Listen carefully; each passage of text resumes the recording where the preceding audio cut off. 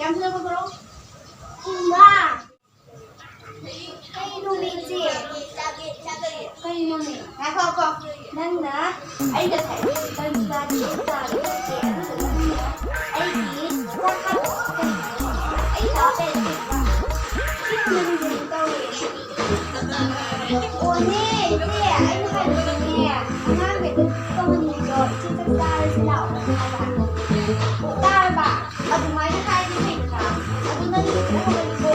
Như là cái này là ở đây để đi chơi như thế này. Là ta về đây sao rồi? Xong. Phải đây là anh không ai gọi vậy. Anh chỉ là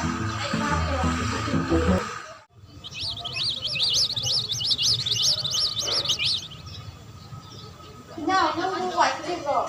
Chân thì xin liền. Thầy người hay thì gọi. Ngoài shit thì mất cái shit là hai được cân như thế gọi. Shit nó bị giật cô. Ngoài shit thì hai được chế. Thầy người hay thì ngoài shit thì mất cái shit thì hai được số hai như thế gọi gọi. Chế ngoài shit thì hai bà. Shit thì ngồi đây mà.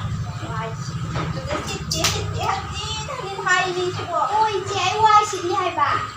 Ta bà. Ồ, thì nói nó hai đi phải được hả?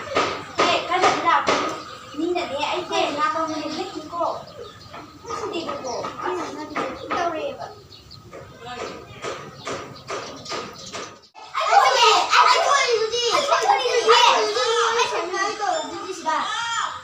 Anh nói gì? Anh thôi gì? Anh thôi gì? Anh thôi gì? Không có một bạn nào đâu sợ. Thế ngay khoảng ngày phim bé nhỏ nuôi đi nên phải đi các cái thế hả?